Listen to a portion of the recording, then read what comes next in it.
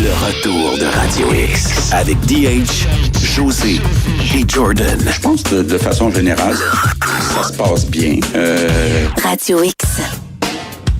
16h11, on va aller jaser avec celui qui est dans l'actualité depuis quelques heures, M. Éric Duhem, chef du Parti conservateur. Comment ça va, M. Éric? Ça va très bien, merci toi-même, DH. Yes. Est-ce que, je te pose la première question. Pour te présenter, est-ce qu'il faut que tu résides dans la région dans la circonscription d'Arthabasca? Absolument pas. D'ailleurs, autant le Parti libéral, le Parti québécois que la CAQ, il n'y a aucun des chefs de ces partis qui résident dans cette circonscription qu'ils représentent à l'Assemblée nationale. Ben, en tout cas, c'est tout comme si tu étais là. Moi, je te suis là, sur ta page, et ça doit faire 1 an, Éric. Je te vois dans à peu près tous les festivals. Là. Oui, non, ça fait 1 an, effectivement, qu'on sait qu'Éric Lefebvre se présente au fédéral et qu'il va y avoir une élection partielle dans Tabasco. C'est pour ça que j'ai commencé à travailler le terrain depuis 1 an. J'ai rencontré tous les élus municipaux, toutes les gens qui sont impliqués là, dans les activités sociales, les festivals, comme tu dis, les visites d'entreprises, les commerces. On s'est activé beaucoup. Je me suis même loué un appartement à Victoriaville. Et donc, on est prêt. Là. On est prêt à partir en élection, puis on est prêt à élire le chef à l'Assemblée nationale. Est-ce que ça tout de suite, t'as senti que les gens de la région de Victoriaville, parce que je pense que tu vas jusqu'à quoi? Plessisville, Princeville, Arthabasca? Plessisville, Princeville, oui. Inverness même, jusqu'à Laurierville d'un bord, Saint-Ferdinand de l'autre, puis Saint-Louis de Blandford par en haut. Même Villeroy est dans le comté de Arthabasca. Moi, j'ai travaillé pendant 13 ans dans ces régions-là, là, autant à Thetford que Victoriaville. Puis quand ils t'adoptent, je ne sais pas si tu le sens sur le terrain depuis 1 an. Oui. Parle-nous un peu des gens de la place, là. Ben, il y a un tissu social très serré, là. Et c'est assez exceptionnel au Québec. Puis moi, c'est ce que j'ai aimé de cette circonscription-là. C'est un Québec dont on entend peu parler, hein, parce que médiatiquement, c'est rare que vous allez entendre parler de quelque chose qui se passe dans ces villages-là ou à Victoriaville, là. Mais c'est des gens qui se lèvent très tôt, qui travaillent très fort et qui nourrissent les Québécois parce que c'est évidemment, c'est une région rurale, là, il y a beaucoup d'agriculture, beaucoup de canneberges, beaucoup d'érablières. C'est une région où il y a une solidarité. Je suis toujours impressionné de voir l'entraide entre les gens. C'est pas des gens qui ont nécessairement besoin de beaucoup du gouvernement. Ils s'aident eux autres. C'est beaucoup des gens qui se sont bâtis eux-mêmes, beaucoup de PME. Donc, c'est un profil, je te dirais, assez conservateur. Puis ce Québec-là, on n'en entend pas beaucoup parler. Parce qu'encore une fois, les 4 autres chefs, les 4 autres partis à l'Assemblée nationale, ben leur chef, il représente une circonscription de Montréal. Et donc, le Québec tranquille, moi j'appelle ça le Québec tranquille, là, par rapport au Québec bruyant, ben je pense que ce Québec-là mérite d'avoir un chef qui mérite d'être un peu plus bruyant. Puis, ça a été quoi ton analyse qui a fait en sorte que tu t'es dit, c'est Arthabasca, c'est là que je vais aller, j'ai plus de chances de gagner. Comment tu as fait ça? Bien, d'abord, on a consulté nos membres. On a 1400 membres dans le comté d'Arthabasca. Et les membres étaient presque unanimes parce qu'on avait un bon candidat à la dernière élection, un excellent candidat qui a fait 25% des votes, Tarek Edoud, qui a été avec moi tout le long, puis qui est encore hier. C'est lui qui m'a présenté dans notre rassemblement à Victoriaville. Et on a fait l'analyse ensemble, on a appelé nos membres. Après ça, on a même fait des sondages. Et ce qu'on voyait, c'est que la priorité des conservateurs, c'était de gagner. Il y a beaucoup de grognes dans nos rangs, de gens qui disent c'est pas normal, on est 530 000, on représente plus qu'un Québécois sur 7, puis on n'a même pas un député sur 125 à l'Assemblée nationale. On a vécu la pire distorsion démocratique du Québec. Il faut que notre chef se fasse entendre à l'Assemblée nationale au plus sacrant. Et on a aussi vérifié auprès de l'opinion publique dans le comté, puis on remarquait que le fait d'avoir un chef comme candidat, il y avait une prime à l'urne, c'est-à-dire qu'il y a 3-4% de plus si c'est un chef par rapport à un autre candidat. Donc, ensemble, Tarek et moi, on a convenu là, que j'allais porter les couleurs du parti. Les gens que tu as appelés personnellement, Éric, oui. Je ne sais pas combien tu en as appelé sur... Des centaines, là, oui. Qu'est-ce qu'il y en a-tu qui étaient réticents en disant, Éric, on ne taille pas, là, mais nous autres, on veut quelqu'un de la place? Très peu. Les gens, c'était pas ça leur critère principal. Là. Il y en a peut-être eu 1 ou 2, mais... honnêtement, c'est soit ça me dérange pas, soit je veux que ça soit toi. C'était ça que j'ai entendu, là, presque de façon unanime. Donc, puis moi, j'ai envie de représenter ce monde-là. J'ai envie de parler à ces gens-là. J'ai envie de défendre leurs enjeux. Parce que les enjeux d'Arthabasca, ça n'a rien à voir avec le centre-ville de Montréal. Je veux dire, tu sais, eux autres, il n'y a pas de métro, il n'y a même pas de transport en commun. Il y a des débats qui sont différents.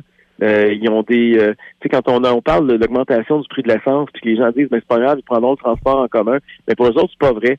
d'abord, les distances pour eux sont beaucoup plus grandes parce que comprenez que quand tu es dans le fond d'un rang, là, tout est loin, là. Et ta voiture, là, c'est pas un luxe, c'est une nécessité pour aller à la garderie, pour aller au boulot, pour aller faire ton épicerie, puis de voir qu'ils payent 25-30 cents le litre de plus qu'en Ontario ou dans n'importe quelle autre province au Canada, puis qui ont une taxe carbone qui n'existe pas nulle part en haut. Ben oui, ça les touche direct dans le portefeuille à tous les jours, là. Fait que c'est pas... puis tu sais, on peut pas... Ils peuvent pas dire on va avoir juste une auto dans la famille. Là, c'est impossible. Ça peut même pas exister dans leur univers, là.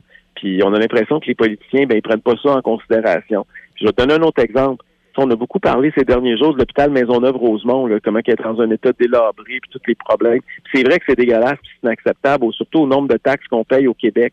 Cela étant dit, là... Il y a un dossier santé dans ta circonscription. L'Hôtel-Dieu d'Arthabasca, là, c'est tout aussi pire. On n'en entend pas parler, là, mais il y a des gens qui sont dans des conditions tout aussi déplorables. Le gouvernement avait promis d'investir 360 millions. Là, ils ont commencé la construction. Il y a toutes sortes de rumeurs qu'ils vont tirer à la plug là-dessus aussi. Le gouvernement a coulé de l'information comme quoi il n'y avait plus d'argent puis que ça apparaîtrait plus au plan des infrastructures. Donc, il y a beaucoup d'incertitudes présentement, puis les gens sont pas contents de ce qui se passe. Fait que le système de santé, là, c'est un gros enjeu local. Il y a aussi à Fort-Piéville, c'est pas dans le comté, là, c'est un peu au nord, mais il y a une urgence qui est là, que beaucoup de gens du comté fréquentent. Et là aussi, il y a des problèmes. Il commence à y avoir des ruptures de services puis des rumeurs de fermeture de l'urgence. C'est pas acceptable. Les gens payent des taxes et des impôts, même quand ils vivent pas dans des grands centres, ils ont droit aux mêmes services que tout le monde.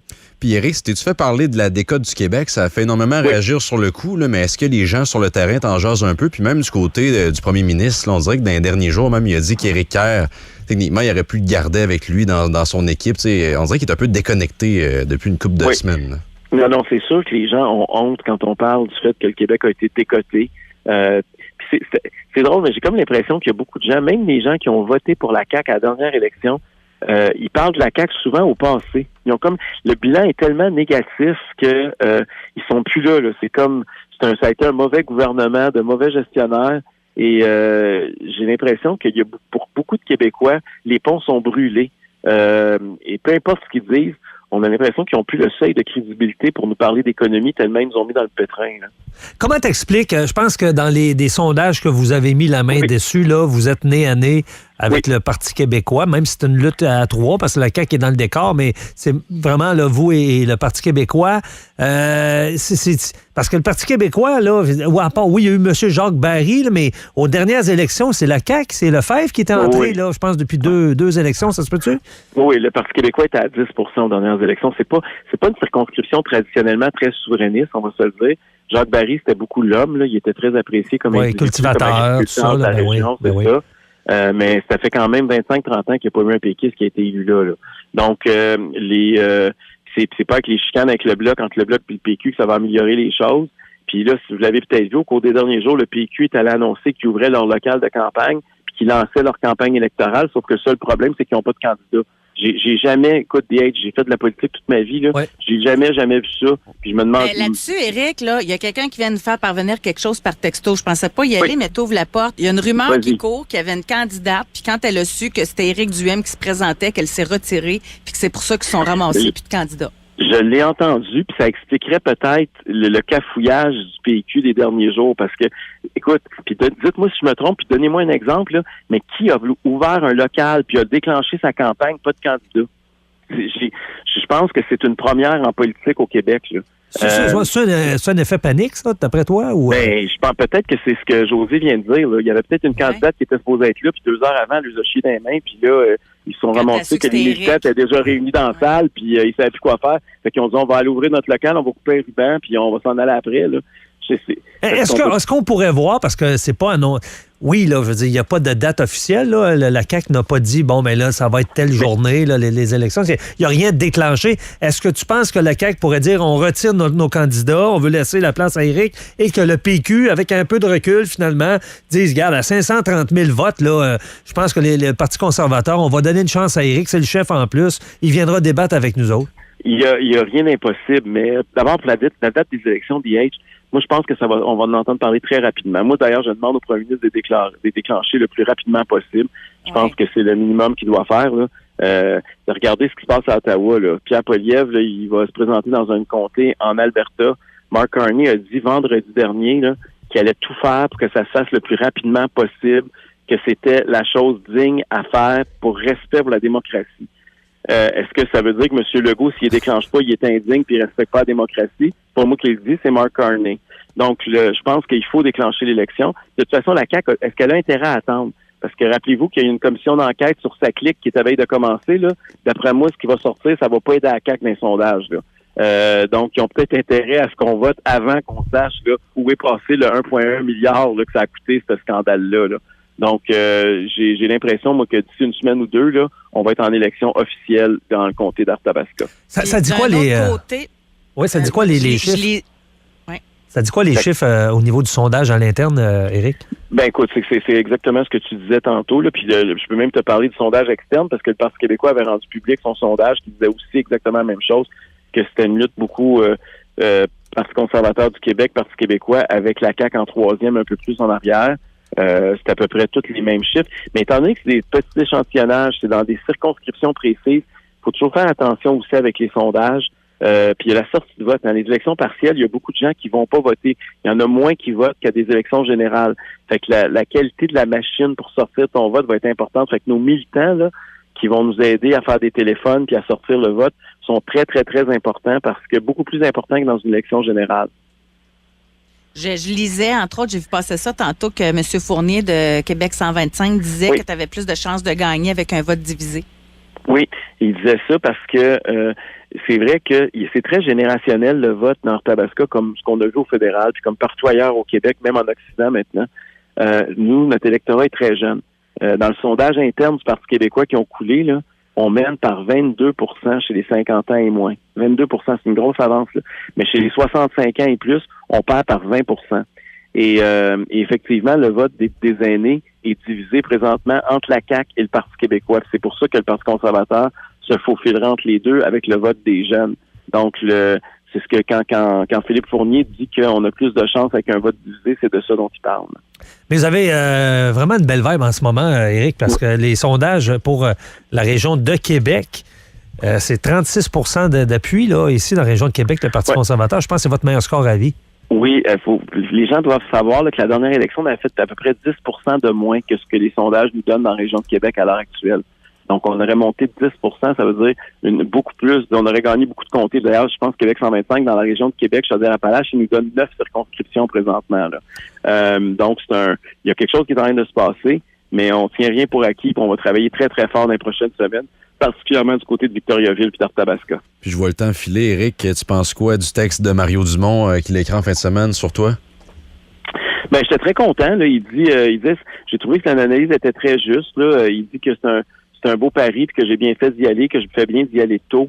J'ai beaucoup apprécié, puis ses conclusions sont à peu près celles que j'ai moi aussi. Là. On ne se fait pas parler en passant, là, mais j'arrive à peu près sensiblement aux mêmes conclusions que celles de Mario Dumont. Là, ceux qui l'ont pas lu dans le Journal de Québec, là, c'était samedi dernier. Il a dit, entre autres, que tu es plus sérieux, Éric. Es-tu un gars plus sérieux? Ben, je pense pas. Ben, il faut comprendre d'où Mario vient par rapport à la crise sanitaire. Hein. Ça a beaucoup divisé les Québécois. Moi et Mario, ça nous a divisés. Vous savez que j'ai été son ancien conseiller politique. On a eu des mots très durs l'un envers l'autre pendant cette période-là. Comme bien du monde qui nous écoute avec le collègue de travail ou même des membres de leur famille. C'est une époque qui a divisé le Québec. Heureusement, ça fait 3-4 ans que c'est fini. La poussière commence à retomber. Je pense qu'il est temps de cicatriser nos plaies puis de rassembler les Québécois. Moi, c'est le message que j'ai par rapport à ça. Et puis Mario Dumont, ben, je pense que c'est ça qui explique aujourd'hui, qui dit que je suis plus modéré ou que je sais plus. Je pense qu'il trouve que, tu sais, quand je parle des autres sujets, ben il retrouve le Éric avec qui il a travaillé puis avec qui il a passé du bon temps. Puis je pense que c'est normal. Puis c'est comme ça que bien du monde qui ont eu des opinions divergentes pendant la crise sanitaire. En tout cas, t'es dû. On est dû, c'est le cas de dire.